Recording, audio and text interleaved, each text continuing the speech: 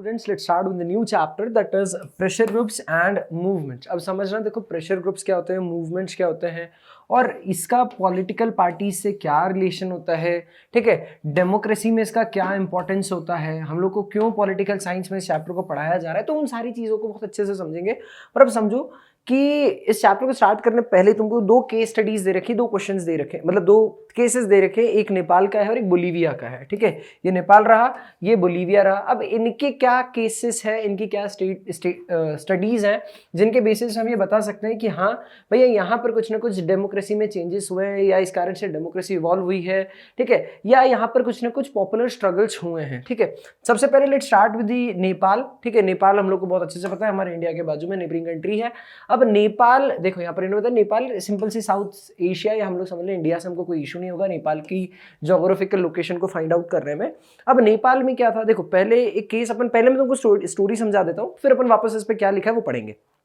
देखो नेपाल क्या था, नेपाल एक सिंपल सादी कंट्री थी जहां पर वही जैसे दुनिया में चलती वैसे मोनार्की यहाँ पर हुआ करती थी, ठीक है। जब मोनार्की चली, फिर जब दुनिया में जब डेमोक्रेसी की मुहिम स्टार्ट हुई, डेमोक्रेसी हुआ, तो नेपाल में भी क्या डिमांड की गई कि यहाँ पर भी क्या हो गए, मोनार्की से हटके डेमोक्रेसी आ जाना चाहिए, ठीक है। लेकिन यहाँ पर क्या हुआ, जो मोनार्क था वो नहीं चाहता था कि डेमोक्रेसी है, तो उसने बोला कि ठीक है कुछ ना कुछ हुआ होगा, इनके बीच में डिस्प्यूट है, जो भी स्ट्रगल्स होंगे, तो उसने ये मान लिया कि नहीं चलो ठीक है अपन एक काम करते हैं, कॉन्स्टिट्यूशनल मोनार्की रख लेते हैं, ठीक है। कॉन्स्टिट्यूशनल मोनार्की क्या होता है, मतलब सिंपल एक ऐसी मोनार्की जहां पर कॉन्स्टिट्यूशन भी होगा और मोनार्क भी होगा। जो सुप्रीम पावर होगी वो किसके पास रहेगी, मान लो वो मोनार्क के पास रहेगी, किंग के पास रहेगी, लेकिन कहीं ना कहीं एक कॉन्स्टिट्यूशन रहेगा जो कंट्री को क्या करेगा, रिप्रेजेंट करे, मतलब जो कंट्री को क्या करेगा, गवर्न करेंगे, रूल करेंगे। ये मोनार्क की भी कुछ ना कुछ पावर्स इस कॉन्स्टिट्यूशन में क्या की गई होगी, कंट्रोल की गई होगी। और जो ये कॉन्स्टिट्यूशन है सिंपल से जो इलेक्टेड रिप्रेजेंटेटिव्स होंगे वो लोग चलाएंगे देश को, तो यहाँ तक मतलब वो लोग डिजाइन करेंगे और देश सिंपल इलेक्टेड रिप्रेजेंटेटिव्स चलाएंगे। तो इस तरीके से क्या हुआ, नेपाल के अंदर कॉन्स्टिट्यूशनल मोनार्की चली, कॉन्स्टिट्यूशनल मोनार्की चली, बढ़िया लेवल पे चल रही थी। लेकिन क्या हुआ, जब जो यहाँ पर किंग थे, ठीक है, पढ़ेंगे डिटेल में, उन किंग की क्या हो गई, डेथ हो गई, किसी भी फैमिली इशू समझ लो, कोई भी हुआ होगा कुछ केस, वहां पर मान लो किंग जो जिसने कॉन्स्टिट्यूशन मोनार्की को एक्सेप्ट करी थी, उस किंग की क्या हो गई, डेथ हो गई। अब जब उस किंग की डेथ हुई तो उसने बोला अब क्या होगा, उसकी फैमिली मेंबर्स होंगे, बोलेंगे कि चलो भाई हम कंटिन्यू करते हैं, कॉन्स्टिट्यूशन मोनार्की में तो यही होता है। तो जो किंग था, अब उसकी जो ब्रदर है, उस ब्रदर ने क्या कर लिया वहां पर, अब उन्होंने बोला कि ठीक है अब मैं बन जाऊंगा मोनार्क। तो वो क्या कर रहा, अब जो ब्रदर था वो मोनार्क बना। अब जब वो मोनार्क बना तो ही इज नॉट, मतलब he was not ready to face this constitutional monarchy, ठीक है। ही डोंट वांट कि भाई कॉन्स्टिट्यूशनल मोनार्की रहे। तो उससे अगर वो नहीं चाह रहा था कि कॉन्स्टिट्यूशनल मोनार्की रहे, तो वो क्या चाह रहा था कि भाई यहाँ पर डेमोक्रेसी नाम की कोई चीज ही नहीं होना चाहिए, कॉन्स्टिट्यूशन नाम की कोई चीज ही नहीं होना चाहिए। यहाँ पर क्या होना चाहिए, यहाँ पर होल एंड सोल सारी पावर मेरे हाथ में होना चाहिए, मोनार्क के हाथ में होना चाहिए। तो उसने क्या करा, उसने वहां पर से मोनार्क जो प्राइम मिनिस्टर था उसको एब्डिकेट कर, मतलब हटा दिया, और बोला कि अब जो भी है, अब हमारी कंट्री कॉन्स्टिट्यूशनल मोनार्की नहीं, सिर्फ एक मोनार्कियल कंट्री है। यहां तक की चीज, मतलब हमारे पास कॉन्स्टिट्यूशनल मोनार्की नहीं, एब्सोल्यूट मोनार्की रहेगी, ठीक है। अब सर आपने दो टर्म बार बार बताया, एब्सोल्यूट मोनार्की, ये कॉन्स्टिट्यूशनल मोनार्की क्या होता है, इसको भी डिस्कस करेंगे। बट यहां तक नेपाल का केस ही नहीं आया। अब जब यहाँ पर जो दूसरा किंग बना, जो ब्रदर वाला था, उस व्यक्ति ने जब यहाँ पर से डेमोक्रेसी को हटाया, कॉन्स्टिट्यूशनल मोनार्की जो थी उसको हटा के जब पूरी मोनार्की सेट कर दी, तो लोगों के मन में बड़ा आक्रोश हो गया। अब लोगों ने डिमांड करा कि नहीं, हमको तो क्या चाहिए, अब डेमोक्रेसी ही चाहिए, ठीक है। ऑब्वियसली बात है, जो पार्लियामेंट के अंदर होंगे, क्योंकि अब पार्लियामेंट ही खत्म कर दिया, प्राइम मिनिस्टर को हटा दिया उन्होंने, तो अब वो लोगों ने भी डिमांड करी कि नहीं हमको तो क्या चाहिए, मोनार्की ही चाहिए, हम लोगों को तो क्या चाहिए, डेमोक्रेसी ही चाहिए। तो अब उन्होंने मोनार्की के अगेंस्ट एक मुहिम छेड़ी, ठीक है, स्ट्राइक करी, और कुछ समय बाद फाइनली क्या हो गया, ये जो किंग था उसको हटाया गया, और वहां पर मोनार्की से कॉन्स्टिट्यूशन मोनार्की, पहले मोनार्की से कॉन्स्टिट्यूशन मोनार्की पे आए, और अब कॉन्स्टिट्यूशन मोनार्की से डेमोक्रेसी तब आए। तो ये जो पूरा फेज रहा, ठीक है, ये कैसे डेमोक्रेसी स्टेब्लिश हुई नेपाल के अंदर, उसके ऊपर है। क्लियर हो गया। अब जरा क्या क्या चीजें बताएं हम लोग इसको आराम से, तुमको स्टोरी समझ में आ गई, क्या है कोर उसका क्या है वो समझ में आ गया। अब जरा हम लोग इसको डिटेल में पढ़ते हैं, क्या नाम था किंग का, ज्ञानेंद्र, और जो भी चीजें हैं वो सारी चीजें आराम से ईयर वाइज जो फैक्चुअल डेटा है उनको अच्छे से समझते हैं, ठीक है। अब देखो नेपाल के बारे में क्या, मैं हाईलाइटर ले लेता हूँ, समझ तो लिया ही है। नेपाल क्या है, साउथ एशिया के अंदर एक कंट्री है, ठीक है, इंडिया के बाजू में है, और यहाँ पर क्या होता है, इसको जनरली थर्ड वेव कंट्री बोला जाता है, जहां पर डेमोक्रेसी आई, ठीक है। थर्ड वेव यानी डेमोक्रेसी तो आ तो कब से गई थी, लेकिन हाँ यहाँ पर थर्ड वेव ऑफ डेमोक्रेसी में यहाँ पर देखने को। और ये कौन सी कंट्री बन गई, कॉन्स्टिट्यूशनल मोनार्की बन गई। और इसके अंदर क्या होता है, जो किंग होता है वही क्या होता है, हेड ऑफ स्टेट होता है। सारे पावर जो होते हैं, जो रियल पावर वो exercise by the popularly elected representatives, ठीक है। ये हेड ऑफ स्टेट होता है, बट जो रियल पावर्स होते हैं, सारे पावर्स होते हैं, वो किसके पास होंगे, वो समझ लो जो इलेक्टेड रिप्रेजेंटेटिव है, मतलब वही समझ लो कॉन्स्टिट्यूशन भी है और किंग भी है, ठीक है। आगे मूव करते हैं। अब देखो मैं तुमको दोनों चीज बता रहा था, दो प्रकार की मोनार्की होती है, एक होती है कॉन्स्टिट्यूशनल मोनार्की और एक होती है एब्सोल्यूट मोनार्की। कॉन्स्टिट्यूशनल मोनार्की क्या होता है, देखो ये एक ऐसी फॉर्म ऑफ गवर्नमेंट है, मैं इसीलिए पढ़ा रहा हूं, ये पार्ट फ्रॉम कोर्स है, लेकिन तुम्हें पता होना चाहिए कि चीजें क्या होती है। कॉन्स्टिट्यूशनल मोनार्की एक ऐसी मोनार्की जिसके बारे में भी हम डिस्कस करके आए, और ये जनरली हमको कहां देखने को मिलती है, ब्रिटेन में देखने को मिलती है। ब्रिटेन के अंदर पीएम भी है वहां के, बोरिस जॉनसन जिनको हम बोलते हैं, और जहां पर क्वीन का रूल भी है, ठीक है। क्वीन एलिजाबेथ उनकी जो फैमिली है वो भी रूल करती है। तो यहां पर सीन ये है कि कॉन्स्टिट्यूशनल मोनार्की है, यहां पर कॉन्स्टिट्यूशन भी होगा, लोगों ने रिप्रेजेंट मतलब वोट देके अपने इलेक्टेड रिप्रेजेंटेटिव्स बनाएंगे जो कंट्री को गवर्न करेंगे, लेकिन हेड ऑफ स्टेट कौन होगी, वो जो होगी क्वीन होगी, वो से हम लोग बनाए, ठीक है। यहां पर देखो कि it is a form of government under which the constitution of the country acknowledges an elected representative as the head of state, जो constitution ने ही बना दिया है। और यहां पर मॉडर्न कॉन्स्टिट्यूशनल मोनार्की में क्या होता है, monarch is the head of state but plays only symbolic rule, ठीक है। जो मोनार्क है वो क्या होगा, अब सिंबलिक रोल प्ले करेगा, बाकी सब काम कौन करेंगे, जो रिप्रेजेंटेटिव इलेक्टेड आए हैं वो। दूसरे नंबर पे क्या बोला, absolute monarchy. Absolute monarchy is complete monarchy, जहां पर कौन होगा, राजा रूल करेगा, जहां पर किंग होगा, हेड ऑफ स्टेट भी कौन होगा, वही होगा, और सारे एब्सोल्यूट पावर्स किसके पास होंगे, वही होंगे। दोनों में डिफरेंस क्या है, यहां पर हेड ऑफ स्टेट तो रहता है, लेकिन क्या होगा, जो कॉन्स्टिट्यूशनल में उसकी पावर्स को कंट्रोल कर रखा होगा, और एक इलेक्टेड बॉडी रहेगी जो क्या करेगी, रियल पावर्स को एक्सरसाइज करेगी। लेकिन यहां पर कुछ भी नहीं होगा, सारी पावर को एक्सरसाइज कौन करता है, जो मोनार्क होता है वही करती है, ठीक है। आज भी हमारे वर्ल्ड के अंदर बहुत सारी जगह कॉन्स्टिट्यूशनल मोनार्की नहीं, मोनार्की, देखो कॉन्स्टिट्यूशनल मोनार्की भी है और मोनार्की भी है। कॉन्स्टिट्यूशनल मोनार्की का भी जस्ट एग्जांपल देखा, और मोनार्की का जैसे ब्रुनेई, ये ब्रुनेई के सुल्तान किंग जो होते हैं, ओमान, सऊदी अरेबिया, ये जो कंट्रीज हैं, यहाँ पर क्या होती है, अभी भी ये मोनार्की कंप्लीट मोनार्की ना, एब्सोल्यूट मोनार्की है, ठीक है। चलो यहाँ तक समझ में आते हैं। अब जो अपन लोगों को जहां से कोर्स में हम लोग को चीजें समझना है, स्टार्ट करना है, वो ये चीज अपन ने नेपाल की पूरा मैंने सिचुएशन बताया। अब देखो नेपाल के अंदर कौन दो लोग बहुत इंपॉर्टेंट थे, एक जो किंग बीरेंद्र थे, ये कौन किंग, पहले नाम है तो पहले दिख रहे हैं, तो ऑब्वियसली बात है ये वो जिन्होंने एक्सेप्ट करी होगी 90 के अंदर कॉन्स्टिट्यूशनल मोनार्की, 1990 में, है ना, ये वो हैं जिन्होंने कॉन्स्टिट्यूशनल मोनार्की को एक्सेप्ट करा और वहां पर इंप्लीमेंट करा। और ये कौन है, किंग ज्ञानेंद्र, ये किंग ज्ञानेंद्र उनके ब्रदर है, ठीक है, जो बाद के अंदर जिन्होंने डेमोक्रेसी को हटा, मतलब कॉन्स्टिट्यूशनल डेमोक्रेसी को इन्होंने, मोनार्की को इन्होंने हटा दिया था, और इन्हीं के बाद में इन्होंने अप्रूव करा कि भाई ठीक है, कुछ नहीं कर सकते, लोगों इतना वहां पर रियॉट्स क्रिएट कर रहे, सारी चीजें हो रही, तो अब हमको क्या करना पड़ेगा, ऑब्वियस सी बात है, डेमोक्रेसी पे जाना पड़ेगा। और देखो ये नेपाल वाला जो केस है, ठीक है, यहाँ पर जो नेपाल वाला केस है, ये क्या चीज बता रहा है, ये क्या कर रहा है, डेमोक्रेसी को रीस्टोर करने के लिए किया गया। तुमसे पूछा जा सकता है कि भाई ऐसा कहाँ डेमोक्रेसी को रीस्टोर करने के लिए कौन सी कंट्री हुआ, जो भी केस हुआ तो वो नेपाल के अंदर हुआ, ठीक है। जरा आप समझो, अब जो चीज अपन ने देखी थी, किंग बीरेंद्र जो है, जो क्या कर रहे थे, उन्होंने एब्सोल्यूट मोनार्की से हटके कहां पर चले गए थे, वो कॉन्स्टिट्यूशनल मोनार्की पे चले गए थे। लेकिन कोई मिस्टीरियस मैसेकर में इनकी क्या हो गई, रॉयल फैमिली में डेथ हो गई 2001 में। जैसे ही 2001 में इनकी डेथ हुई, इनके जो ब्रदर थे ज्ञानेंद्र, उन्होंने क्या, उनका थ्रोन इनहेरिटेट किया, लेकिन he was not ready to accept the democratic rule, और उनको क्या चाहिए थे, एब्सोल्यूट पावर चाहिए थे। तो फरवरी 2005 में उन्होंने क्या कर दिया, प्राइम मिनिस्टर को डिसमिस कर दिया और कंट्री को क्या बना दिया, अब ये एब्सोल्यूट मोनार्की हमारी कंट्री में रहेगी, ठीक है। लेकिन जैसे ही उन्होंने गवर्नमेंट को पूरा हटाया, ठीक है, यहाँ पर बताया कि डिसमिस द एंटायर गवर्नमेंट, और सारे एग्जीक्यूटिव पावर सब किसने ले लिए, खुद ने ले लिया। तो डेमोक्रेसी को रीस्टोर करने के लिए, for to restore democracy in Nepal, जितनी भी पॉलिटिकल पार्टीज थी, मतलब जो पार्लियामेंट में जितनी भी पार्लियामेंट, मतलब जो फेवर में है, जो अपोजिशन में है, ठीक है, जो रूलिंग गवर्निंग, सारी पॉलिटिकल पार्टीज जो है, उन लोगों ने क्या करा, एक नया एसोसिएशन बनाया, एक नई ऑर्गेनाइजेशन बनाई, जिसको नाम बोला 7 पार्टी अलायंसेस, ठीक है। इसमें 7 मेजर पार्टीज होंगी। उन्होंने क्या करा, 7 पार्टी अलायंस बनाए और 4 दिन का स्ट्राइक वहां पर घोषित कर दिया, ठीक है, कि अब भाई हमारे पास 4 दिन का हम स्ट्राइक काठमांडू में, जो नेपाल का कैपिटल है, वहां पर करा। अब क्या हुआ, धीरे धीरे जब ये 4 दिन भी होकर समझ नहीं आ रहा था, कुछ इसका कोई इफेक्ट नहीं दिख रहा, तो ये जो स्ट्राइक था, ये इनडेफिनेट पीरियड के लिए उन्होंने कंटिन्यू कर दी कि भाई अब तो ये स्ट्राइक चलती रहेगी, अगर आप हमारी बातें नहीं मानोगे तब तक चलती रहेगी। इस फेज के अंदर ये बहुत इंपॉर्टेंट है कि जो नंबर ऑफ प्रोटेस्टेंट्स है वो 3 से 5 लाख, मतलब लाखों की भीड़ यहाँ पर देखने को मिल गई। जैसे रोड पे लोग उतर गए कि नहीं अब हमको क्या करना पड़ेगा, हमको क्या चाहिए, डेमोक्रेसी ही चाहिए। कौन मेजर इंपॉर्टेंट चीज है इसके अंदर, ये याद रखना, 7 पार्टी अलायंसेस हैं जिन्होंने क्या करा था, इसको मुद्दे को स्टार्ट किया था।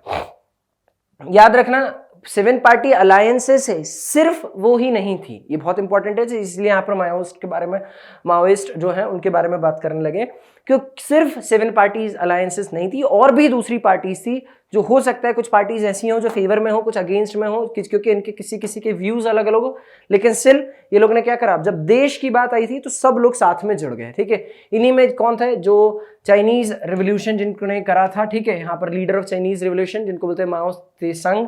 ठीक है, अब इन्होंने क्या करा, यहाँ इनकी जो आइडियोलॉजी को फॉलो करते थे उन लोगों को क्या, देखो दोज कम्युनिस्ट जिनको उनकी आइडियोलॉजी पसंद थी उन्हें माओइस्ट बोला गया। ठीक है, माओइस्ट बोला गया, और इन्होंने भी क्या करा, गवर्नमेंट के साथ, मतलब जो S7 पार्टी अलायंस थी उनका सपोर्ट करा। एक्चुअल में ये कोई पॉलिटिकल पार्टी नहीं है, बहुत अच्छे से याद रखना, ये कोई पॉलिटिकल पार्टी नहीं थी, ये तो सिर्फ क्या करते थे, उल्टा ये आर्म्ड फोर्सेस थे। ठीक है, जो जनरली गवर्नमेंट के ही अगेंस्ट काम करना शुरू पसंद करते थे, लेकिन उन्होंने क्या करा, देखो मतलब आर्म रिवोल्यूशन वगैरह लॉन्च करते थे, जो इसके इनकी आइडियोलॉजी थी। बट अब यहाँ पर इन्होंने क्या डिसाइड कर लिया कि नहीं भैया, हमको अब देश की बात कर रहे हैं, क्योंकि ये लोग भी ऑब्वियस सी बात है पीजेंट्स और वर्कर्स के सपोर्ट में थे। ठीक है, इनके अपने आइडियोलॉजी हुई, तो उन्होंने क्या करा कि नहीं अब हमको क्या करना है, हमको देश में जब डेमोक्रेसी की, ये तो हमारे छोटे छोटे छोटे व्यूज हैं, इसको पहले देश की प्रॉब्लम को संभाले, उसके बाद दूसरी चीजों पर लड़ाई करेंगे। तो यहाँ पर इन्होंने क्या करा, ये लोग भी इनके सपोर्ट में आ गए। ठीक है, यहाँ पर लिखा है, तुमको हाईलाइटेड इसलिए पढ़ना। अब क्या हुआ, जब नेपाल के अंदर क्या रहा, कॉन्स्टिट्यूशनल मोनार्की, अभी हम लोगों ने देखा कि उसने हटा दी कॉन्स्टिट्यूशनल मोनार्की 2005 के अंदर। अब यहाँ पर लोगों ने क्या करा, वहां पर बहुत खतरनाक उन्होंने क्या करने लगे, उनके अगेंस्ट जाने लगे। तो यहाँ पर अब लोगों की क्या डिमांड हो गई कि भाई हमको रिस्टोरेशन करना है पार्लियामेंट का। ठीक है, फिर बाद में क्या हुआ, 24 अप्रैल 2006 में जो किंग था उसको कुछ नहीं, उसके ऑप्शन ही नहीं बचा, तो उसको सारी डिमांड जो इन्होंने रखी थी वो डिमांड माननी पड़ी। और जो इंटरिम गवर्नमेंट, मतलब जो उस फेज में जब चुनाव नहीं उसके पहले जो इंटरिम गवर्नमेंट बनी, जो जितने भी लोग थे पार्टी के, उन सब लोगों ने मिलके गिरजा प्रसाद कोइराला, इनकी जो बेटी है वो एक्ट्रेस भी है, मतलब इनकी फैमिली में बेटी या पोती कुछ देखा था तो कपिल शर्मा में। तो ये सीन है कि यहाँ पर इनको क्या क्या इन्होंने नया प्राइम मिनिस्टर चूज करा कि नहीं भैया अब ये होंगे नए हमारे प्राइम मिनिस्टर। तो ये सीन रहा हमारा कहाँ का, ये पूरा सीन हम लोगों ने पढ़ा नेपाल का। नेपाल का सीन क्लियर है अच्छे से। चलो अब एक दूसरे केस पे मूव करते हैं, which is case of Bolivia. जैसे हम लोगों ने नेपाल का डिस्कस करा, बोलीविया का डिस्कस करते हैं। बोलीविया एक छोटी सी कंट्री है, देखो यहाँ पर ये साउथ अमेरिका है, यहाँ पर लैटिन अमेरिका बोल दो, वहां पर छोटी सी कंट्री है बोलीविया, और बहुत मतलब एक प्रकार से पुअर कंट्री, कोई बहुत रईस कंट्री नहीं है, रिच रिसोर्सेज नहीं समझ सकते हैं, बहुत गरीब कंट्री है। यहां पर क्या सर विवाद देखने को मिला, तो यहां पर जो इशू देखने को मिला ना, तो यहां ऐसा कुछ देखा कि जो भाई ये लोग वर्ल्ड बैंक के पास गए लोन लेने के लिए, गरीब कंट्री तो ऑब्वियस सी बात रिक्वायरमेंट तो रहेगी लोन के लिए, तो ये गए होंगे वर्ल्ड बैंक के पास। जब ये वर्ल्ड बैंक के पास लोन लेने के लिए गए तो वर्ल्ड बैंक ने बोला, कुछ कंडीशन रख दी कि हम आपको लोन तभी देंगे जब आप ये करोगे। तो उसमें जो पहली कंडीशन, मतलब एक कंडीशन मेनली इंपॉर्टेंट रखी कि आपको जो आपकी एक सिटी है वहां सिटी के जितने भी म्यूनिसिपल वाटर सप्लाई होता है, मतलब जो म्यूनिसिपल सिटी वहां पर कॉर्पोरेशन होते हैं, हमारे यहाँ में नगर निगम देखने को मिलती है, तो जो म्यूनिसिपल इनके ही काम होता है वाटर सप्लाई करने का, तो बोले कि म्यूनिसिपालिटी का जो प्रॉपर वाटर सप्लाई का काम है वो आपको एक MNC को देना पड़ेगा, मल्टीनेशनल कंपनी को हैंड ओवर करना पड़ेगा, तभी हम आपको मान लो आपकी रिक्वायरमेंट्स फुलफिल करेंगे। तो भैया इन्होंने कुछ कहा, इन्होंने बोला कि ठीक है भैया चलते हैं, हम आपके हमारा राइट जो है वो किसको दे देते हैं, म्यूनिसिपालिटीज को। सर वर्ल्ड बैंक ने ऐसा क्यों करा, क्योंकि उसको दिख रहा है ना उसके पास पैसे तो आ नहीं रहे, भाई एक पुअर कंट्री को मैं लोन दूंगा, मान लो हो सकता है भविष्य में मेरा पैसा डूब जाए, लोन नहीं आए, ठीक है, या कहीं ना कहीं इश्यूज क्रिएट हो, तो जो उनकी जो क्या बोल सकते हैं फेवरेट, जैसे मान लो मेरे पास कुछ है तो मेरा जो फेवरेट फ्रेंड होगा तो मैं बोल दूंगा कि चले काम कर, ये काम मुझे नहीं उसको दे दे, ठीक है, तो उसका भी काम हो गया। तो इस तरीके से जो वर्ल्ड बैंक के फ्रेंड कंपनीज होती है जो उनको सपोर्ट करती हैं, तो उनमें से किसी एक कंपनी को क्या कर दिया, वर्ल्ड बैंक ने बोला कि आप इस MNC को वाटर का राइट दे दो, ठीक है। तो इस तरीके से हुआ। अब जैसे ही पानी का राइट उनको प्रोवाइड किया गया तो वो कंपनी बड़ी तेज निकली, उसने क्या करा, सिर्फ एक सिटी का रेट दिया था, समझना, एक सिटी का रेट उसने क्या करा, उसी सिटी के अंदर जो रेट्स थे वो बहुत 3-4 गुना बढ़ा दिए। ठीक है, मान लो अगर मेरा बिल 500 रुपए का आ रहा था तो अब मेरे बिल 2-2 ढाई के आने लग गए। तो एक बड़ा लोगों को खतरनाक बहुत नुकसान देखने को मिला। अब समझो water is the basic necessity ना। अब अगर मेरी पानी की जो है उन्होंने रेट बढ़ा दिया तो मैं पीऊंगा कैसे, और सभी चीजों में मुझे पानी चाहिए। इवन सबसे ज्यादा नुकसान तो फार्मर्स को हुआ होगा। समझो फार्मर्स को क्या नुकसान देखने को मिला कि यार उनको तो इरिगेशन में पानी चाहिए, अब इतना महंगा पानी किस तरीके से अफोर्ड करेंगे। तो यहाँ पर उन सभी लोगों ने मिलकर क्या कर दिया, बोलीविया में वाटर वॉर स्टार्ट कर दिया। मतलब जो पूरा इंसिडेंट है इसको बोलीविया वाटर वॉर बोला जाता है। ठीक है, या बोलीवियन स्ट्रगल हम लोग बोल सकते हैं। यहाँ पर उन्होंने करा। याद रखना नेपाल वाले केस के अंदर हमने क्या पढ़ा था, नेपाल वाले केस के अंदर उन्होंने डेमोक्रेसी को रिस्टोर करने की बात करी थी। डेमोक्रेसी, यहाँ पर ऑलरेडी डेमोक्रेसी है, यहाँ पर डेमोक्रेसी में चेंजेस करने की बात की गई है। ठीक है, दोनों में डिफरेंस समझना। अब जरा समझते हैं फिर क्या हुआ। अब ऑब्वियस सी बात है, जब लोगों ने फिर प्रोटेस्ट करा होगा, कुछ ना कुछ हुए होंगे वहां पर भी, तो वहां पर क्या हुआ, लोगों ने प्रोटेस्ट करा, उन्होंने भी स्ट्राइक वगैरह करी। ठीक है, इनके साथ कोई पॉलिटिकल पार्टी नहीं थी इनिशियली, इनकी ऑर्गेनाइजेशन थी जिन्होंने इनको सपोर्ट करा, बाद में इनके साथ पॉलिटिकल पार्टीज जुड़ी। लेकिन क्या हुआ, जब इन्होंने स्ट्राइक वगैरह करी, लोग रोड पे आ गए, तो पुलिस जो गवर्नमेंट थी उन्होंने, तो भाई पुलिस है उनके पास, उन्होंने पुलिस पावर से उन लोगों को बहुत प्रताड़ित करा। लेकिन क्या हुआ कि अब जब उनको पुलिस पावर परेशान हो, लेकिन स्टिल लोगों डट के रहे कि नहीं हमको तो ये चीज चाहिए ना, ये चीज चाहिए। फिर बाद में क्या हुआ कि यहाँ पर उन्होंने बोला कि ठीक है भाई, जो इतना जो वहां पर हुआ, उन्होंने प्रोटेस्ट करा, उसके कारण जो वो जो कंपनी थी, जो एमएनसी थी, वो उनके जितने भी ऑफिशियल्स है वो बाहर भाग गए और उस कंट्री में वापस क्या होने लगा, ये डेमोक्रेसी के कारण, मतलब लोगों के इस प्रोटेस्ट के कारण वहां पर जो उनके पुराने रेट्स थे, वाटर रेट जो पुराने जिस रेट पे उन्हें पानी मिला करता था, उस रेट से कंटिन्यू होने लगा। तो ये सीन कहाँ का रखा हम लोगों ने देखा, ये बोलीविया का देखा। नेपाल बोलीविया में डिफरेंस समझ में आ गया क्या हुआ। एक जगह ऑलरेडी डेमोक्रेसी थी, मतलब जो ये वाला केस है ऑलरेडी डेमोक्रेसी थी, लेकिन डेमोक्रेसी में कुछ चेंजेस की रिक्वायरमेंट थी जिसके कारण उन्होंने प्रॉपर स्ट्रगल्स करे।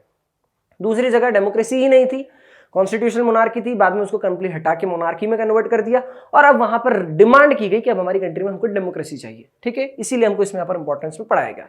अब जरा समझते हैं जो केस था क्या हुआ। देखो वर्ल्ड बैंक ने क्या करा, वापिस इस पे आ जाते हैं, समझने वाला काम हो गया, हाईलाइटिंग वाला पार्ट बचा है।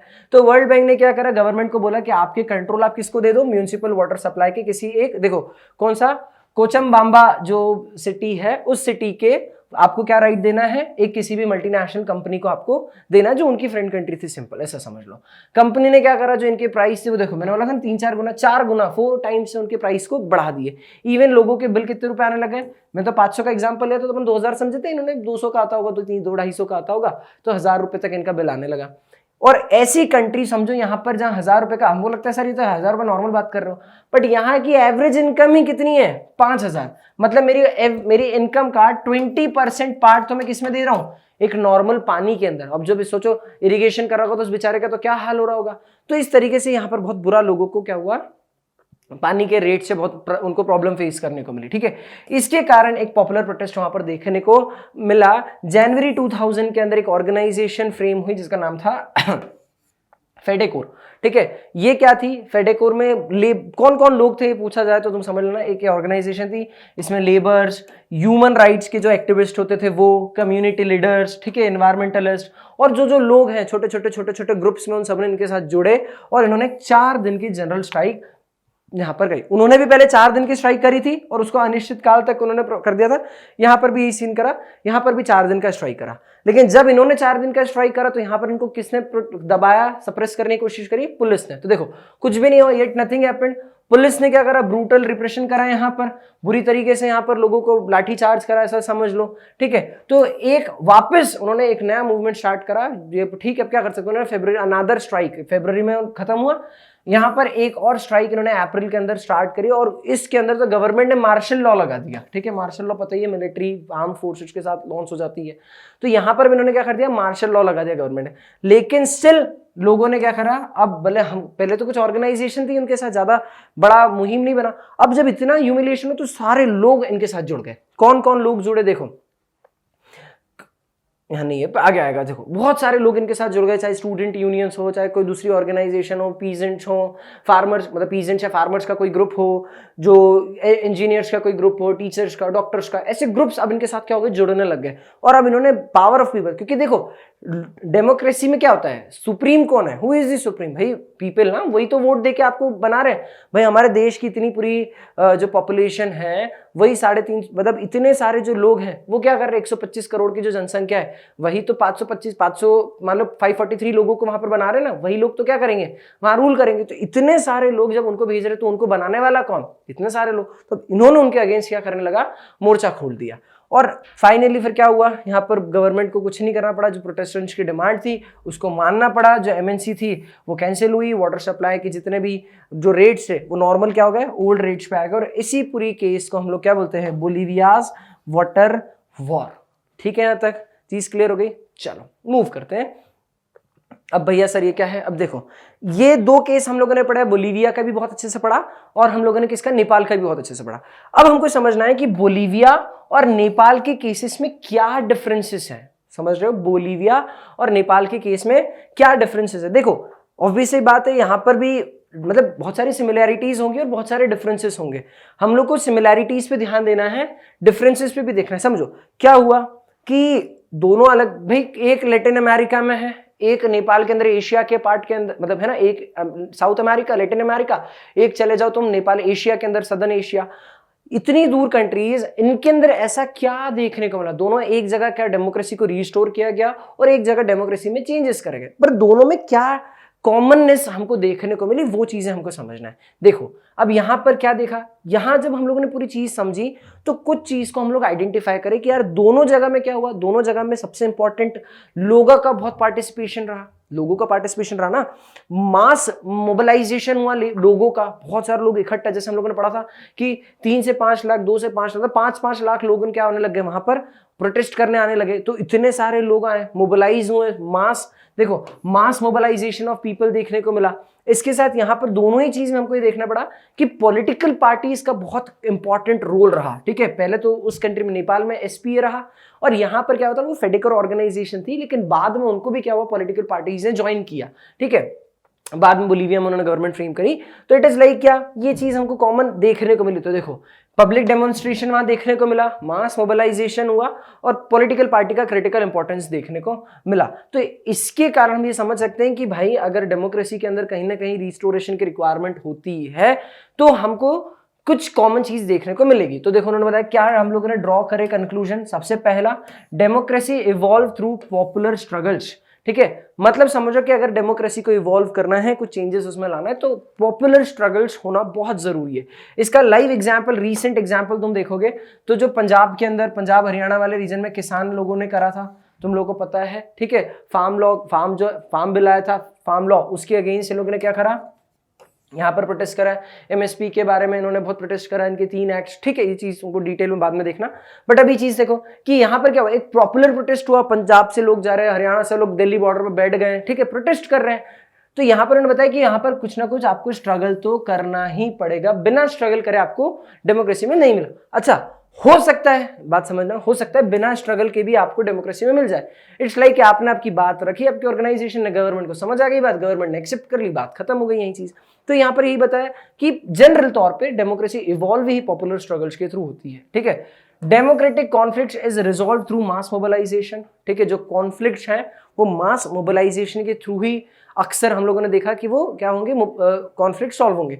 बट ऐसा हमेशा नहीं है, कभी अगर जो गवर्नमेंट अच्छी है, दिमाग लगा के अच्छे पढ़े लिखे लोग, ऑब्वियसली पढ़े लिखे लोग हैं, लेकिन हाँ जब उनको समझ में आता है कि नहीं ये बात ऐसी है, इनकी बात है, अगर ये कॉन्फ्लिक्ट्स को बिना मास मोबिलाइजेशन की सॉल्व कर रहे तो अच्छी बात है। लेकिन सर कभी अगर इनमें ही झगड़े हो गए, तो सुप्रीम कोर्ट और पार्लियामेंट में कुछ कॉन्फ्लिक्ट हो गया, तो उस केस में क्या, तो सुप्रीम पावर किसके हाथ में आ जाएगी, लोगों के पास में, और वो क्या करेंगे, मास मोबिलाइजेशन करेंगे, जिसके थ्रू क्या होगा, प्रॉब्लम डेमोक्रेसी की जो है, जो फेस की जा रही है, वो सॉल्व हो जाएगी।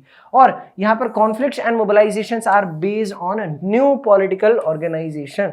ठीक है, मतलब यहाँ पर या तो कोई नई पॉलिटिकल ऑर्गेनाइजेशन बनेगी, या ऑब्वियसली बात एग्जिस्टेंस में आएगी, या कहीं ना कहीं उनको सपोर्ट करेगी। तो पॉलिटिकल पार्टी का यहाँ पर या कोई एक ऑर्गेनाइजेशन का इन्वॉल्व होना बहुत जरूरी है। ऐसा हम लोगों ने नोटिस करा कि ये चीज, जो तीनों केसेस हम लोग, दो केसेस देखे थे हम लोगों ने, बोलीविया और नेपाल के, तो ये हम लोग कंक्लूड कर पाए। आगे समझते हैं।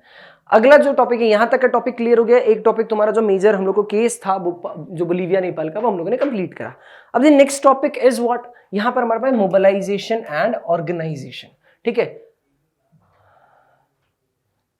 Mobilisation and organisation. इसके अंदर क्या हुआ, अब देखो मोबिलाइजेशन का मतलब क्या होता है, मोबाइल मतलब इधर से एक जगह से दूसरी जगह लोगों को लेकर जाना। ऑर्गेनाइजेशन तुम लोग को पता है, एक ऑर्गेनाइजेशन ग्रुप ऑफ पीपल, उसको सिंपल ऑर्गेनाइजेशन बोलेंगे। देखो बेजबरन में लोगों को इधर से उधर लेकर जाऊं बिना कोई ऑर्गेनाइजेशन के तो कोई मतलब ही नहीं है।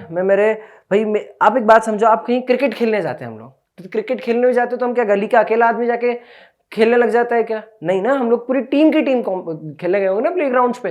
क्या होता है, हम गली के गली सारे लोगों ने हम लोग दोस्तों मिलके जाते हैं अपन लोग और क्रिकेट खेलने जाते हैं कि भाई ये हमारी टीम है, तेरी टीम है, जो जीतेगा वो सिकंदर, सिंपल। तो यहाँ पर ही चीज क्या होता है कि अकेला व्यक्ति कुछ नहीं करने वाला, ठीक है। यहाँ पर भले ही मास मोबिलाइजेशन क्यों ना हो जाएगा, अगर उसका कोई लीडर नहीं, मतलब कोई ऑर्गेनाइजेशन नहीं बनी है तो उसका कोई सेंस नहीं है। तो यहाँ पर यही चीज बताई कि यहाँ पर लोगों के साथ एक ऑर्गेनाइजेशन का जुड़ाव होता है। जैसे हम लोगों ने एसपीए के बारे में डिस्कस करा, इन्होंने ये बताया कि सिर्फ जो मैंने तुमको बताया था कि सिर्फ एसपीए ही नहीं थी उस पूरे स्ट्रगल के पीछे, बहुत सारी दूसरी, जैसे हम लोग माओइस्ट के बारे में पढ़ रहे थे तो जैसे एक नाम था नेपालिस्ट कम्युनिस्ट पार्टी, ठीक है। ये लोगों ने भी क्या करा था, इसके अंदर पार्टिसिपेट करा था कि नहीं। ये लोग भले उस चीज के अंदर बिलीव नहीं करते, ये लोग तो बेचारे डेमोक्रेट मतलब पार्लियामेंट के अगेंस्ट ही जाते थे, लेकिन उन्होंने क्या देखा कि नहीं हमको तो क्या करना है, जब देश के साथ देना है तो उन्होंने बोला कि हम इस चीज को हटाएंगे, हम लोग पहले फोकट की चीजों को साइड में रख के पहले देश के साथ मूव करेंगे, ठीक है। और भी बहुत सारी ऑर्गेनाइजेशन इनके साथ जुड़ी जो कि पॉलिटिकल पार्टीज नहीं थी, जैसे उन्होंने बताया कि लेबर यूनियंस इसके अंदर हुई, ठीक है। जो भी लेबर यूनियंस और जितनी भी फेडरेशन है वो उनके साथ जुड़े, ठीक है। और इंडिजीनियस पीपल, नॉर्मल जो लोग थे, टीचर्स, लॉयर, ह्यूमन राइट के ग्रुप्स, ये सब लोग इन्होंने अपना क्या सपोर्ट इस ग्रुप में दिया और इसको बदल। तो हम लोगों ने ये समझा कि जो मास मोबिलाइजेशन बिना ऑर्गेनाइजेशन के फोकट है, उसका कोई सेंस नहीं होगा। तो mass mobilisation within organisation will lead to the changes in the democracy. आप जो करोगे उसका एटलीस्ट कुछ ना कुछ तो आउटकम आपको दिखेगा ना। बोलीविया के अंदर क्या बताया भाई, यहां पर 7 पार्टी अलायंस था, लेकिन यहां पर उन्होंने बताया कोई पॉलिटिकल पार्टी नहीं था बल्कि एक ग्रुप था जिसका नाम फेडेकोर रखा। लेकिन और इसको बाद में देखो लिखा भी है कि later it was joined by the socialist party, ठीक है। सोशलिस्ट पार्टी में इसको ज्वाइन करा और 2006 में उस पार्टी ने क्या करी, अपनी गवर्नमेंट भी बनाई, ठीक है। तो लेटर आखिरी में 2000 का केस था सर, 2006 की आप बात कर रहे हो, समझना। इनिशियल इनको क्या कॉल लगती है इस फेडेकर ऑर्गेनाइजेशन में, लोकल प्रोफेशनल्स जिसमें इंजीनियर्स रहे, ठीक है, एनवायरमेंटलिस्ट हुए, तो इन सब लोगों ने मिलकर क्या करा, ऑर्गेनाइजेशन बनाई। इन्होंने क्या करा, उनके साथ देखो फेडरेशन ऑफ फार्मर्स बहुत सबसे इंपॉर्टेंट रोल इन्होंने प्ले करा। क्यों? क्योंकि क्या हुआ, इन लोग को बेचारों को इरिगेशन के लिए बहुत नुकसान देखने को मिल रहा था, ठीक है। जो वर्कर्स हैं, फैक्ट्री वर्कर्स, उनके इसके अंदर क्या हुआ, उन्होंने अपना प्रोटेस्ट दिखाया। यूनियंस ऑफ स्टूडेंट ऑफ जो भी यूनिवर्सिटी कोचम्बाम्बा में थी वहां लोगों ने, तो इन्होंने क्या करा, कंट्री के अंदर ज्यादा जितने भी लोग थे सिंपल, उन लोगों ने क्या करा, इस ऑर्गेनाइजेशन के साथ जुड़े और स्ट्रगल को लॉन्च कर, मतलब उस मूवमेंट के अंदर पार्टिसिपेट करा, एक बड़ा स्ट्रगल बनाया और एट द एंड अपनी सक्सेस को लेकर आए। तो यही चीज क्या देखने को मिलती है हम लोग को इस मोबिलाइजेशन एंड ऑर्गेनाइजेशन वाले कंसेप्ट में देखने को मिलती है। अब जरा समझना कि यहाँ पर किस तरीके से जो पार्टिसिपेशन होता है वो होता है इस पूरे मूवमेंट्स के अंदर। तो देखो 2 तरीके से पार्टिसिपेशन हो सकता है, कॉमन सेंस समझो। पहला पार्टिसिपेशन ये होगा जो हम लोगों ने इंडिया में कॉमनली देखा, आम आदमी पार्टी रही, उसने क्या करा, पहले अन्ना हजारे आम आदमी पार्टी और जो अरविंद केजरीवाल थे उन्होंने क्या करा, लोकपाल बिल के अगेंस्ट उन्होंने बहुत आवाज उठाई। उनको लगा कि हमारी इस आवाज से कोई हमको दिख नहीं रहा है, फायदा आउटकम नहीं दिख रहा है। तो इन लोगों ने क्या करा, अब बोला हमको डायरेक्ट पार्टिसिपेशन करना है, लोगों ने मिले, सब मेंबर्स बनाए और इन्होंने क्या करा, दिल्ली में अपनी अब चुनाव लड़े और अपनी सरकार बनाई। तो पॉइंट क्या होता है कि डायरेक्ट पार्टिसिपेशन, ये लोग चाहते हैं कि डायरेक्ट हम अब पॉलिटिकल पार्टी के अंदर हम लोग खुद सत्ता में आए, हम लोग अपनी पार्टी बनाए और अब क्या करेंगे, यहाँ पर हम नए रॉज और वही सारी चीजें जो हमको बनाना है ये बनाएंगे। यहाँ पर इन्होंने सिंपल सा, however every citizen does not participate so directly, simple वो क्या करते हैं, यहाँ पर डायरेक्ट वोट देंगे और ऑब्वियसली सरकार बनेगी, इसलिए उनको डायरेक्ट पार्टिसिपेशन मिला, क्योंकि हर कोई थोड़ी जा रहा है उसके अंदर। तो ये पहला केस। दूसरा, इनडायरेक्ट वेज भी होते हैं, जिसके अंदर क्या होता है, इनको क्या करना पड़ता है, ये लोग डायरेक्ट, इनको कोई मतलब नहीं होता सरकार बनने से, इनको सरकार से लेना देना, मतलब सरकार से लेना देना इन द सेंस इनको सरकार में सत्ता में बैठने से कोई लेना देना नहीं है। ये तो क्या करते हैं, कुछ ग्रुप्स बना लेते हैं, ठीक है, कि भाई जैसे हम लोग इंडस्ट्रियलिस्ट की बात करते हो, जितने इंडस्ट्रियलिस्ट हैं उन्होंने अपनी एक फेडरेशन बना ली, ठीक है। जितने भी लॉयर्स हैं उन्होंने अपनी एक फेडरेशन बना ली कि भाई अगर लॉयर के अगेंस्ट कुछ होता है तो ये लोग सब मिलकर अपनी बात रखेंगे। तो इसी ये क्या करते हैं, ये कुछ इंटरेस्ट ग्रुप्स होते हैं जो अपनी एक्टिविटीज को क्या करते हैं, सरकार की नजर में रखते हैं, अपने बात उनके सामने रखते हैं, अपने पॉइंट्स रखते हैं और फिर उसके अगेंस्ट ये लोग मतलब अपनी बात के रख के उसका सोल्यूशन लेते हैं। तो पॉइंट यही है कि इन्हें या तो प्रेशर ग्रुप बोलोगे या इंटरेस्ट ग्रुप बोलोगे। तो 2 केस, एक वो जो डायरेक्ट पार्टिसिपेशन करके खुद सरकार बनाएगा, और इनडायरेक्ट वे में जब प्रेशर ग्रुप्स या मूवमेंट ग्रुप्स जो होते हैं वो क्या करेंगे, इंटरेस्ट ग्रुप्स, ये उस मूवमेंट के अंदर क्या करेंगे, अपना पार्टिसिपेशन देंगे और अपनी बात सरकार से मनवाएंगे। Pressure groups and movement groups. अब समझो, अपन लोगों ने डिस्कस करा था इसके पहले वाली स्लाइड के अंदर कि मोबिलाइजेशन और ऑर्गेनाइजेशन क्या होता है, किस तरीके से मोबिलाइजेशन होता है और मोबिलाइजेशन और ऑर्गेनाइजेशन का क्या इंपॉर्टेंस होता है किसी भी एक हम लोग क्या बोल सकते हैं डेमोक्रेटिक कंट्री के अंदर। ठीक है, अब आगे समझते हैं कि ये प्रेशर ग्रुप्स और मूवमेंट ग्रुप्स क्या होता है। देखो, कॉमन सी चीज समझना, प्रेशर ग्रुप मतलब क्या होता है, समवन या कुछ लोगों का ऐसा ग्रुप जो क्या करते हो, सरकार के ऊपर प्रेशर बनाते हो, ठीक है, दबाव बनाते हो, इसलिए उनका नाम क्या रखा, प्रेशर ग्रुप्स। और मूवमेंट ग्रुप्स ये कि मूवमेंट बनाते होंगे, मूवमेंट स्टार्ट करते होंगे, इसलिए मूवमेंट ग्रुप, ये इसे नाम से समझ लो। अब जरा समझो कि इनके बीच का एक्चुअल मीनिंग क्या होता है, प्रेशर ग्रुप्स करते क्या है और मूवमेंट ग्रुप करते क्या है। देखो, प्रेशर ग्रुप्स भी वो ग्रुप है जो कि क्या होते हैं, कॉमन ऑक्यूपेशन वाले लोग बनाते हैं। ठीक है, सबसे इंपॉर्टेंट कोई पूछा जाए कि तो प्रेशर ग्रुप कौन सा होता है, ये वही ग्रुप्स है, चाहे तुम प्रेशर ग्रुप बोलो, मूवमेंट ग्रुप्स होगा, पॉइंट ये रहेगा कि कॉमन ऑक्यूपेशन वाले लोग इसके अंदर जुड़ेंगे और किसी कॉमन मूवमेंट की तरफ क्या करेंगे, लोग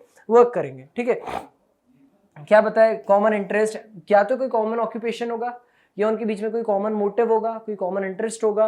ठीक है, तो उस कारण से क्या होंगे, ये लोग साथ में जुड़ेंगे और किसी एक मोटिव को क्या करेंगे, लेकर आगे जाएंगे। ठीक है, यहाँ पर, और उसके अगेंस्ट क्या करेंगे, सरकार के ऊपर प्रेशर बनाएंगे कि हमारी ये बात रखी जाए। ठीक है, सिंपल सी बात रखना, ये लोग क्या करते हैं, गवर्नमेंट को इन्फ्लुएंस करते हैं कि आप हमारी बात रखो।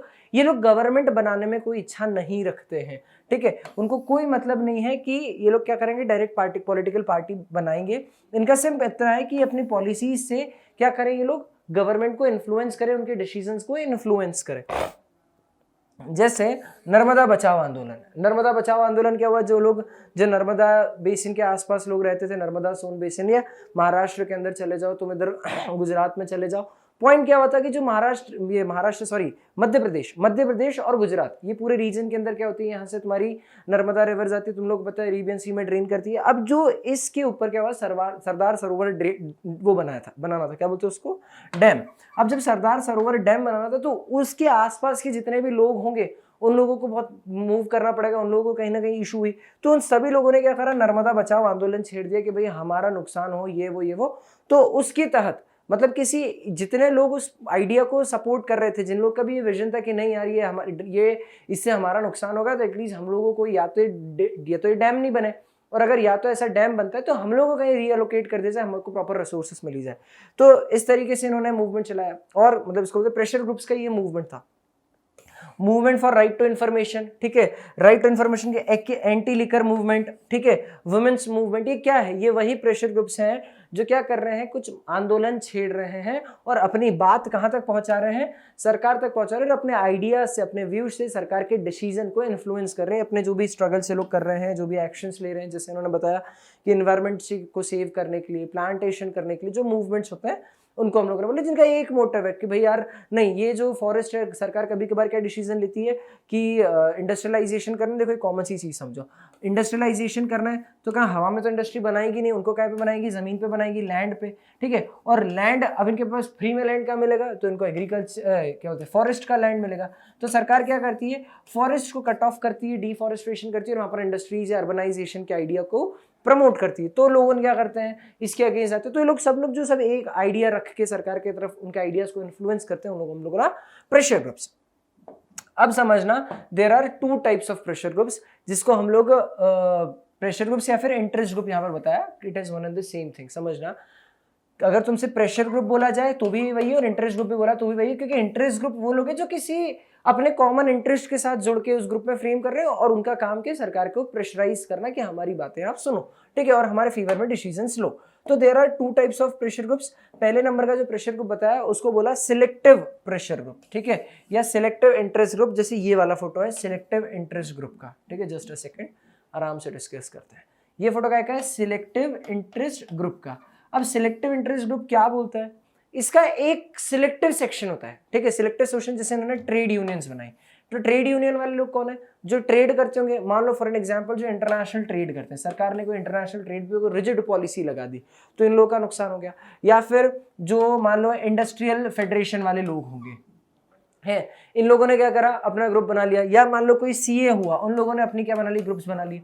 पॉइंट क्या है कि सब सेम ऑक्यूपेशन से रखते हैं, इन लोगों ने एक ग्रुप बना रही है और इनका मोटिव क्या है, सिर्फ अपने जो ग्रुप है उनके मेंबर्स का वेलफेयर करना है, जो लोग इस ग्रुप को बिलोंग करते हैं, इस कैटेगरी में बिलोंग करते हैं, उनके वेलफेयर के लिए।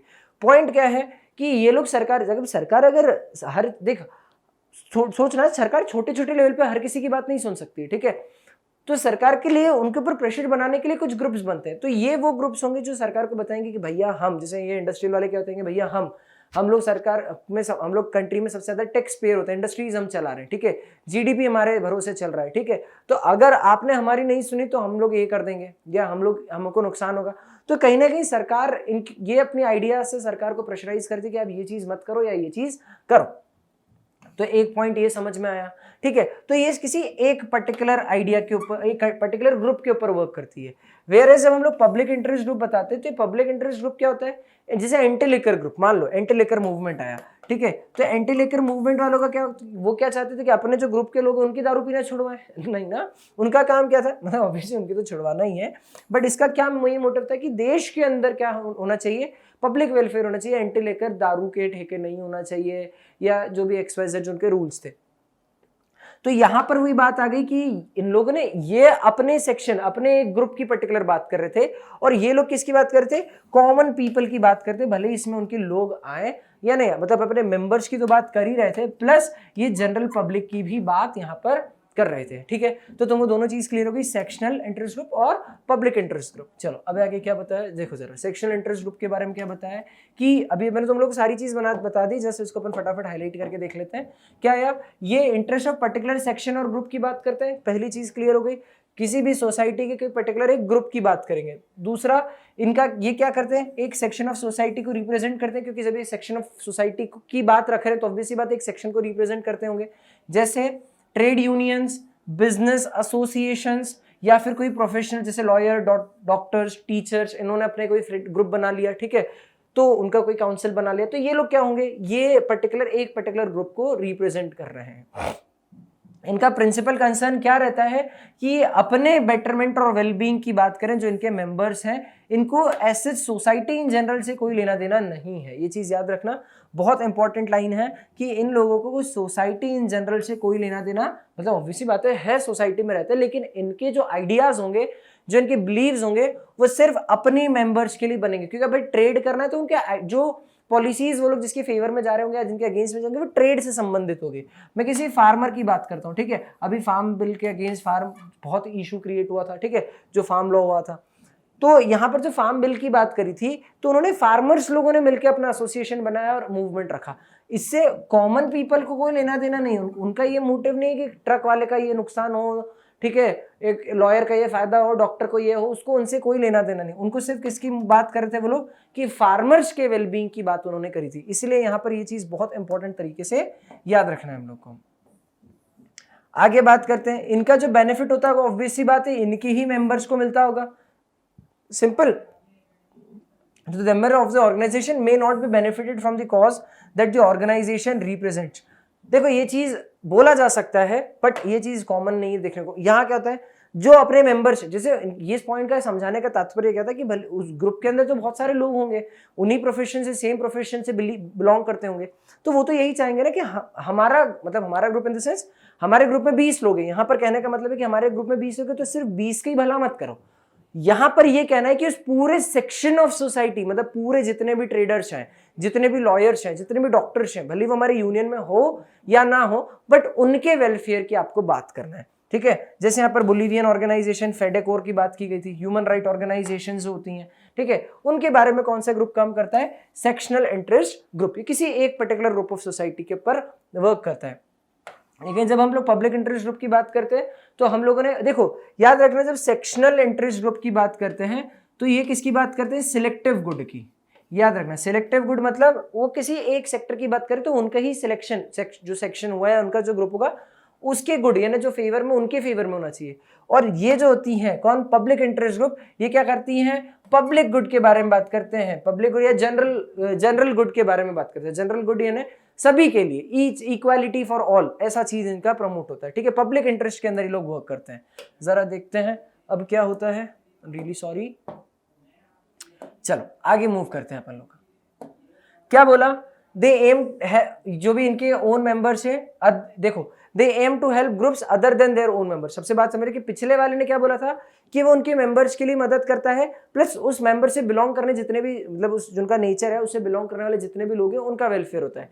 लेकिन यहाँ पर उनका एम किससे होता है कि जो सिर्फ उनके मेंबर्स है उनके लिए नहीं, जो दूसरे कॉमन पीपल है, आम जनता है, उनके लिए भी वर्क करते हैं। ठीक है, दूसरे नंबर पे they are also called as promotional groups. Promotional groups मतलब ये आइडियाज को प्रमोट करते हैं, अपने आइडियाज को, क्योंकि और जब ये प्रमोट करेंगे तो लोगों को पता चलेगा और उनके साथ लोग जुड़ेंगे कि नहीं यार, क्योंकि सेक्शनल ग्रुप तो किसी एक सेक्शन की बात कर रहा है, उसके साथ तो सिर्फ उसी सेक्शन के लोग जुड़ेंगे।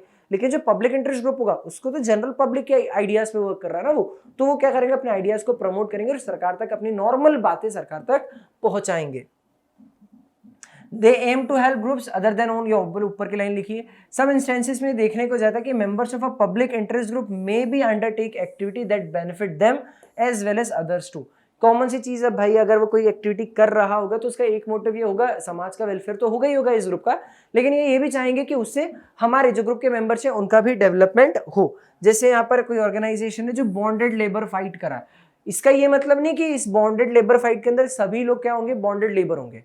ठीक है, इसके अंदर कुछ प्रोफेशनल्स भी होंगे, कुछ इंडस्ट्रियलिस्ट भी होंगे, जिनका क्या मोटिव रहेगा कि नहीं यार सोसाइटी में बॉन्डेड लेबर्स का जो इनके ऊपर इतना ह्यूमिलिएशन हो वो ना हो। ठीक है, तो इसके अंदर bonded labour as a division की बात कीजिए, किसी भी सेगमेंट में बॉन्डेड लेबर क्यों ना हो, और उसके लिए लोगों के जनरल हित के अंदर इन्होंने अपना ग्रुप बनाया। ठीक है, जैसे BAMCEF, ठीक है, ये क्या है, backward and minority communities employee federation. अब यहां पर देखो ये चीज क्या बता रहे हैं, यहां पर भी दो चीज उन्होंने बताई, एक बताया कि बैकवर्ड और दूसरा बताया माइनॉरिटी कम्युनिटी। तो यहां पर उन्होंने सारी चीज, ऐसा नहीं कि सिर्फ वो बैकवर्ड और माइनॉरिटी कम्युनिटी के बारे में वर्क करेंगे, ये जितने जनरल एम्प्लॉइज हैं उन सबके आइडियाज के, उनके सबकी बात। अब एम्प्लॉय तो कहीं भी हो सकता है, चाहे बैकवर्ड में हो, चाहे माइनॉरिटी में हो, चाहे कहीं का भी हो, इनका मोटिव क्या है, जैसे यहां पर उन्होंने लिखा कि benefit them as well as society. तो देम के लिए मतलब वो जिनका काम बैकवर्ड और माइनॉरिटी कम्युनिटीज के एम्प्लॉय होंगे वो, प्लस एज इन जनरल जो एम्प्लॉइज होंगे उनकी फेडरेशन है। ये क्या करते हैं यहाँ पर, प्रमोशन, क्या प्रमोशन ग्रुप क्यों बोला, क्योंकि इनके पास क्या होगा भाई, कोई एम्प्लॉय है परेशान हो रहा है, ह्यूमिलिएट हो रहा है, तो वो किसके पास जाएगा, इन ऑर्गेनाइजेशन के पास जाएगा, बोले कि हाँ बेटा चल तेरी प्रॉब्लम समझ में आ रही है हमको, ये तो एक जेन्युइन कॉज है यार, चल इसके ऊपर एक मूवमेंट बनाते हैं। तो इस तरीके से यहाँ पर मूवमेंट ग्रुप जो पब्लिक इंटरेस्ट ग्रुप है वो वर्क करता है। लेकिन वहीं अगर सेक्शनल इंटरेस्ट ग्रुप की बात करेंगे तो वो सिर्फ बोले क्या भाई तो हमारे सोसाइटी हमारे सेगमेंट में आ रहा है क्या, अगर वो आ रहा होगा तो ही उसके ग्रुप के ऊपर वो लोग चर्चा करेंगे, एल्स वो बोलेंगे चलो बेटा आगे इसके पास जाओ। ठीक है, चलो फिर मूव करते हैं आगे। How pressure groups and movement group influence the politics. अभी हम लोग को जस्ट यही पढ़ रहे थे हम लोग कि सोशल ग्रुप और इंटरेस्ट ग्रुप क्या करते हैं, अपने जो आइडियाज होते हैं, अपने जो व्यूज होते हैं उससे प्रेशराइज करते हैं गवर्नमेंट को कि आप क्या करो, आप हमारी मतलब आप वो आपकी जो डिसीजन है उसमें कोई चेंजेस करो, हमारे पॉइंट ऑफ व्यू से भी आप सोचो। तो they try to influence the government. तो देखो यहाँ पता है, they try to gain public support and sympathy for their goals. ये लोग क्या करते हैं कि पब्लिक के अंदर एक उन्होंने वो बनाया, ट्रस्ट बनाया। They often organise protest like strikes और डिस्प्यूटिंग प्रोग्राम्स। ठीक है, तो ये क्या करते हैं, जनरली स्ट्राइक्स ऑर्गेनाइज करते हैं, जैसे हम लोगों ने अभी देखा ही था फार्म लॉ वाले केस के अंदर। ठीक है, मतलब फार्म बिल, तो इस केस के अंदर क्या हुआ था, सब लोग आए गए थे, उन्होंने प्रोटेस्ट करा था। ठीक है, आप लोकपाल बिल के अगेंस्ट सब लोगों ने प्रोटेस्ट किया। तो ये चीज क्या थी, ये इन्होंने क्या करा, इन्होंने स्ट्राइक्स ऑर्गेनाइज करके क्या करा, अपने प्रोटेस्ट रखे। Some persons from pressure groups और मूवमेंट ग्रुप्स में participate in official bodies and, देखो कमिटी, जो भी इन्होंने क्या बताया, जस्ट अ सेकेंड,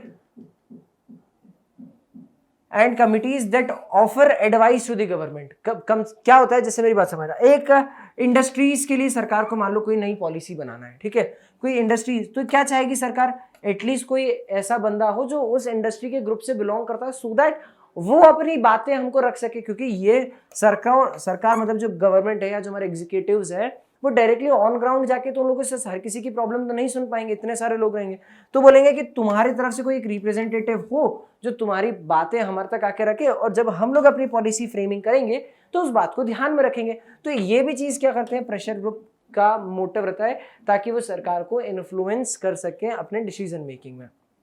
अब देखो एक कॉमन क्वेश्चन आता है कि भाई what is the difference between sectional interest group and public interest group. We have discussed it in very detail. तो तुम लोग यूं ही आंसर कर दोगे कि सेक्शनल इंटरेस्ट ग्रुप वो होंगे जो कि सिंपल इंटरेस्ट उनके पर्टिकुलर ग्रुप या सेक्शन ऑफ सोसाइटी की बात करेंगे, तो ये लिख दिया सेक्शन ऑफ सोसाइटी की। लेकिन जब इनकी बात करेंगे तो जनरल इंटरेस्ट की बात करेंगे, जो किसी पर्टिकुलर एक सेक्शन की बात नहीं करेंगे। इनका जो प्रिंसिपल या कंसर्न, मतलब प्रिंसिपल कंसर्न है ना, मेन कंसर्न क्या होगा, betterment and wellbeing of their members only, ठीक है, नॉट सोसाइटी इन जनरल, ठीक है। इन जनरल है मोटिव सोसाइटी में रहते हैं लोगों, लेकिन उनका मेन मैटर किस पे होता है, उनके मेंबर्स ऑफ सोसाइटी पे, वेयर इज इनका प्रिंसिपल कंसर्न होता है कि बेटरमेंट ऑफ एंटायर सोसाइटी, पूरी सोसाइटी के बेटरमेंट के ऊपर वर्क करते हैं। They are sectional because they represent a particular section, याद रखना उनको सेक्शनली बोला क्यों, क्या, क्योंकि ये पर्टिकुलर सेक्शन को रिप्रेजेंट करते हैं। और इनको पब्लिक बिकॉज ये क्या करते हैं, ये पूरे पब्लिक को रिप्रेजेंट करते हैं अपने एक साथ, ठीक है। तो यहाँ पर पब्लिक इश्यूज की बात करते हैं रादर देन प्राइवेट इश्यूज। क्या क्या ऑर्गेनाइजेशंस बताए इन्होंने, एग्जाम्पल के अंदर जो भी ट्रेड यूनियंस बनती है, ठीक है, तो ये चीजें हम लोगों ने क्या करा, ये लॉयर्स, डॉक्टर, टीचर्स, इनकी बात करें। और जैसे BAM CEF जो ऑर्गेनाइजेशन बनी इंडिया के अंदर हम लोग ने बैकवर्ड एंड माइनॉरिटी के लिए। और देखो फेडेकोर इन बोलीविया, अब जरा समझना, फेडेकोर इन बोलीविया का एग्जाम्पल इन लोगों ने कहां पर डाल रखा है, सेक्शनल ग्रुप में डाल रखा है, ठीक है। फेडेकोर इन बोलीविया, ये चीज एक डिस्प्यूटिंग पार्ट नहीं है, ठीक है, वहां पर कहीं ना कहीं थोड़ा सा कुछ मिस्टेक है, पर इस चीज को ध्यान में रखना कि सेक्शन इंटरेस्ट ग्रुप वही किसी एक पर्टिकुलर सेक्शन की बात करेगा, और जो दूसरे होंगे, जो हमारा पब्लिक इंटरेस्ट ग्रुप होगा, वो पूरी पब्लिक की, समाज की बात करेगा, ठीक है। Let's move ahead. Movement groups, अगला topic is what, movement groups. अब मूवमेंट ग्रुप्स क्या होते हैं, देखो इनका कोई मोटिव नहीं होता है कि सरकार फ्रेम करे, बात हम लोग को ये समझना। देखो प्रेशर ग्रुप्स और मूवमेंट ग्रुप दोनों का कोई आइडिया नहीं, ये नहीं चाह रहे कि ये सरकार को बनाए, ठीक है। इनका सिर्फ इतना काम है कि सरकार को इन्फ्लुएंस करे अपने आइडिया से, कि नहीं भैया आपकी डिसीजन मेकिंग में हमें एक इंपॉर्टेंस दी जाए, या हमारे ग्रुप को इंपॉर्टेंस दी जाए, आप नेग्लेक्ट नहीं कर सको हम सबको।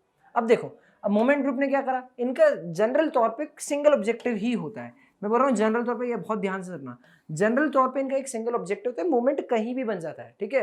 होता नहीं यार, ये तो hit of the momentum, moment मतलब क्या, ये एक पर्टिकुलर टाइम फ्रेम पे मोमेंट बनेगा, जैसे ही वो कंप्लीट होगा वो मूवमेंट ग्रुप खत्म हो जाएगा।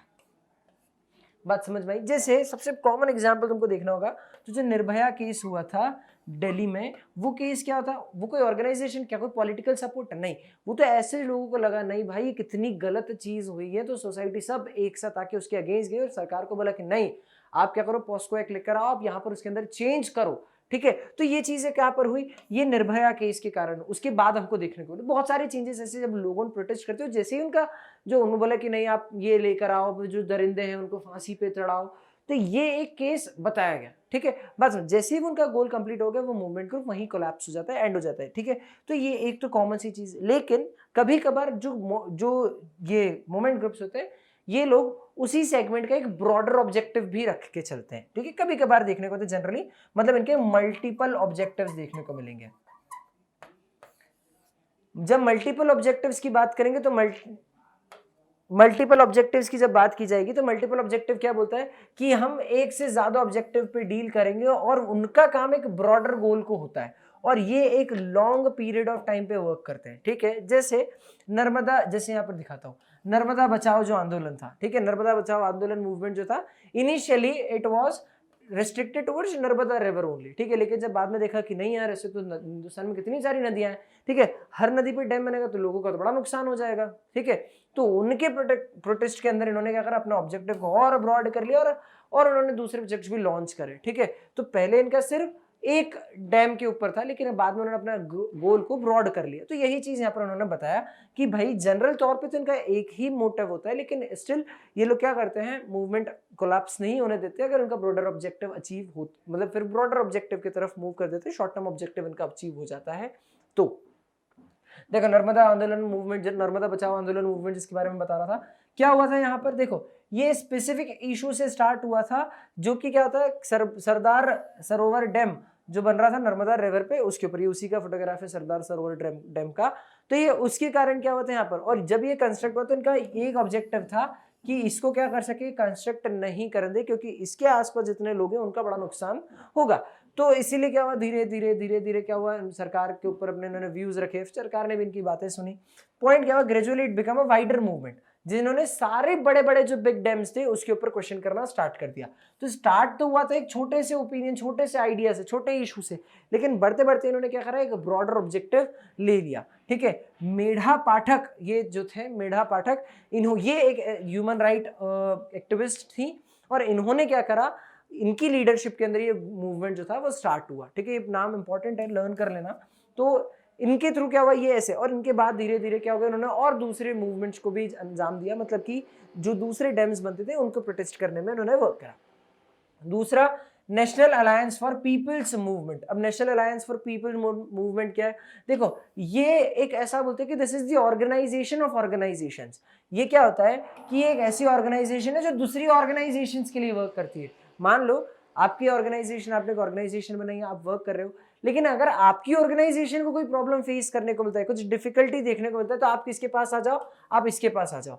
ये क्या करती है, जो कोई स्पेसिफिक इशू के कारण लोग स्ट्रगल कर रहे हैं, सफर कर रहे हैं, उनके ऊपर क्या करती है, वर्क करती है, और उसको एक मूवमेंट देती है, उसको एक आंदोलन देती है, और उसके लिए सरकार तक प्रेशर पहुंचाती है, वहां अपना काम करती है। ठीक है, तो ये क्या करते हैं, उन्होंने सिंपल सी बताया कि जो लोग जो कोऑर्डिनेट करती है उन ग्रुप्स के साथ, और लार्ज अमाउंट ऑफ पीपल इनके साथ जुड़ के क्या करते हैं, कंट्री के वेलफेयर के लिए वर्कआउट करते हैं। ठीक है, आगे, how do the pressure groups and movement groups influence politics. Starting से ही हमने बोला कि इनका मेन मोटिव क्या है, सरकार में डायरेक्टली बनना, क्या नहीं, इनका मेन मोटिव जनरल तौर पे क्या होता है, क्योंकि हम लोगों ने दो तरीके से सोचा था, देखो एक डायरेक्ट और एक इनडायरेक्ट। डायरेक्ट का तो मेन मोटिव है पार्टिसिपेट करो, सरकार में इलेक्शन लड़ो, आप जब सरकार बनाओगे, ठीक है, बहुमत आएगा, आप फिर उस चीज को आप कंटिन्यू करो। और दूसरा इनडायरेक्ट अप्रोच था, जिसका मोटिव डायरेक्टली सरकार में बनाने का नहीं है, बट कहीं ना कहीं डायरेक्टली कर रहा है, तो पॉलिटिक्स को डायरेक्टली इंटरफेयर कर रहा है, ये इन्फ्लुएंस कर रहा है। इनडायरेक्टली में सरकार के ऊपर प्रेशराइज कर रहा है कि आप हमारे आइडिया सुनो, हमारी बातें सुनो, और उनके डिसीजंस को इन्फ्लुएंस करता है। तो यही चीज इन्होंने बताया, जैसे आम आदमी पार्टी अन्ना हजारे के लोकपाल बिल के लिए करा था। ठीक है, अरविंद केजरीवाल बाद में इन्होंने क्या करा, सरकार बनाई, आम आदमी पार्टी बनाई। ठीक है, और क्या करा, दिल्ली में वो पार्टी बनाई, गवर्नमेंट फ्रेम करी। ठीक है, तो इसी तरीके से क्या होता है कि क्या मोटिव रहा, तो पहली चीज उन्होंने बताया कि they try to gain public support and sympathy. वो पब्लिक सपोर्ट अपने आइडिया से, अपने व्यू से, अपनी एक्टिविटी से, अपने एक्शन से क्या करते हैं, ये लोग पब्लिक सपोर्ट लेना चाहते हैं, क्योंकि कहीं ना कहीं ये लोग क्या करेंगे, जब कैंपेन्स ऑर्गेनाइज करेंगे तो उनको लोग चाहिए ना, क्या बोलते हैं इसको, पिटिशंस फाइल करने के लिए भी तो लोग चाहिए इनको। तो यहाँ पर इन्होंने यही चीज बताई कि उसके थ्रू उनके साथ ज्यादा लोग जुड़ेंगे, और फिर क्या करेंगे, लोग एक्शन लेंगे। They often organise protest activities like strikes.